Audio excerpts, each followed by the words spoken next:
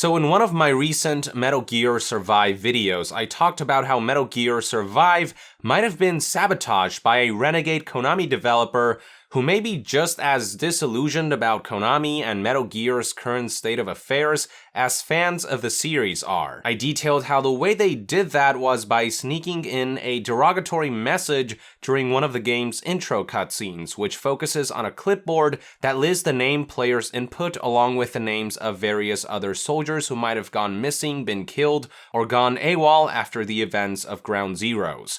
At a glance, this all looked pretty random and innocent, but a closer look revealed a number of fun secrets. For one, the first letters of these last names spell out KJP Forever, or Kojima Productions Forever, with the player's name acting as the space in between the two words. Then there's the fact that the last two names on the list are Bastard Yota and Cunning Yuji, referring to game director Yota Tsutsumizaki and producer Yuji Korikato, both longtime veterans of the old Kojima Productions team before they worked on Metal Gear Survive. Aside from the negative connotations listed by adjectives like bastard and cunning, both were also listed as AWOL, which in the military is code used for anyone who has abandoned their duty or post. There is little doubt in my mind that whoever is responsible for this very clearly wanted to paint these two in a negative light by calling them bastard and cunning, while calling them something akin to traitors for being complacent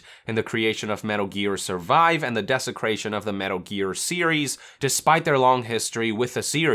Now, a lot of people commented in my last video that the word cunning could be seen as a compliment, but even ignoring that Yuji being labeled AWOL was clearly meant to be derogatory, something I forgot to mention was that from the English word cunning, the Japanese adopted the word cunningu into their language, but whereas the English word cunning is an adjective that can describe someone who is crafty, clever, and astute, the Japanese word cunningu is a noun for the act of cheating. The adjective version of cunning in Japanese is zurui, but even that word has negative connotations and is used as an insult. So when a Japanese person calls someone cunning, it is usually safe to bet that they don't mean that as a compliment.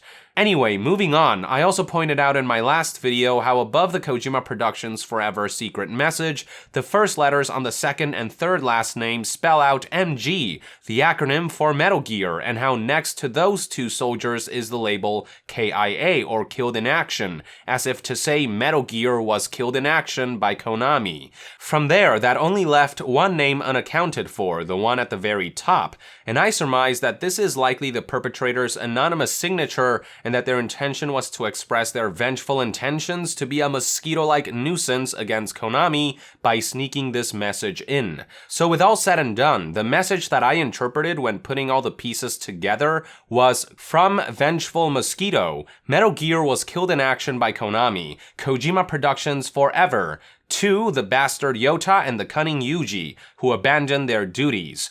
Yeah, pretty sneaky and savage stuff. This is some Kojima-level meta going on right here. Now, as if all that wasn't enough, there is one thing that I completely failed to mention in my last video that paints an even clearer picture. I would like to once again draw your attention to the first name on the list, Vengeful Mosquito. While I'm still confident that this is in fact the Renegade Konami employee signature, and that the word vengeful does in fact clearly lay out their intentions, I grossly underanalyzed the word mosquito. This is something that completely slipped my mind during the making of my last video, but if that name sounds familiar to anyone who has played Metal Gear Solid 5 The Phantom Pain, that's because Mosquito was an ex-MSF soldier who played a small but pivotal role in Phantom Pain's story. You may recall that at a certain point in the game, you're tasked with Mission 22 called Retake the Platform. The premise of that mission was that an enemy force invaded and took Diamond Dog's mother base hostage, and you as Venom Snake were tasked to take your base back by neutralizing the commander of the invaders. That commander is none other than Mosquito, who after the events of Ground Zeroes formed his own private force called the Mosquito Stinger Force. As for the backstory, you can hear all about it from KMille after you complete the mission, and as you listen to this, you'll very quickly notice the meta implications in relation to the present situation with Metal Gear, Konami, and its disillusioned employees. Boss, we figured out who that enemy commander was. He was on the staff at Mother Base 9 years back.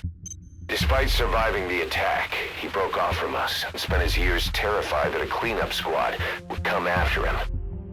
The isolation screwed with his sense of loyalty. A rumor, source unknown, had him convinced that the attack 9 years ago was orchestrated by you yourself. The big boss sold out his comrades to hide from the world.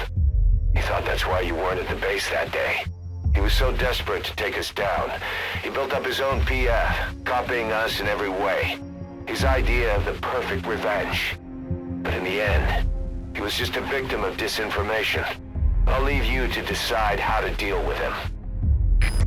So in this scenario, if you think of MSF as the old Kojima Productions and Diamond Dogs as Konami, the meta implications become very clear. The Konami employee responsible for the derogatory secret message, Vengeful Mosquito, was a member of the old Kojima Productions before it was dismantled. This left Vengeful Mosquito disillusioned about his current situation and future, affecting his sense of loyalty, and he came to see Konami as traitors who needed to be taken down. So Vengeful Mosquito took it upon himself to form his own little renegade force and take a vengeful jab at Konami by infiltrating their latest game, Metal Gear Survive, with a secret "fuck you" message. Now, obviously, what's happening on the meta level is nothing quite as dramatic as what happened during the events of Phantom Pain, but the parallels between the actions of MGS5's Mosquito and Konami's Vengeful Mosquito are still quite stark and most likely very deliberate. In the same manner that ex-MSF's Mosquito rebelled in what ways he could against Venom Snake and Diamond Dogs after feeling betrayed, ex-Kojima Productions' Vengeful Mosquito rebelled in what ways he could by infiltrating and sabotaging Metal Gear Survive and Konami. That's the reading that I'm getting, at least, from all of this. Now, one last thing I'd like to note before I conclude this video is that the message Kojima Productions Forever didn't actually originate from Metal Gear Survive, it originated from Phantom Pain. All 10 of the soldiers whose names spell out KJP Forever are the same 10 wandering MSF soldiers from Phantom Pain: Komodo Dragon, Jackal, Parrot, Falcon, Ostrich, Raven, Eagle Ray, Viper, Elephant, and Rat. So turns out that the secret message Kojima Productions Forever was an MGS5 all along, and whoever was in charge of the clipboard in this cutscene, whoever this Vengeful Mosquito is, simply transferred the message over and made it more visible, all while calling Yota a bastard, Yuji cunning in a derogatory context, declaring Metal Gear as killed in action, and signing his own thematically appropriate codename. Hot damn, this is the kind of meta that Kojima would be proud of. Long story short, no matter how I look at this, there's no way that any of this is pure coincidence, or that this is a self-referential joke that Konami and Metal Gear Survive's upper management were in on. It is more than just some deliberate Easter egg. From the way the secret message hails Kojima Productions and basically gives Konami the finger, I can only surmise that a disgruntled employee or group of employees took matters into their own hands to send a very hidden but also very clear message. Pretty cunning, and I'm using that word as a compliment. Anyway, there you go folks, just an extra bit of analysis on this delightfully bizarre situation that I thought was worth sharing with you guys. With that, I would like to end this news update. Thank you for tuning in. If you enjoy my content, consider supporting me on Patreon.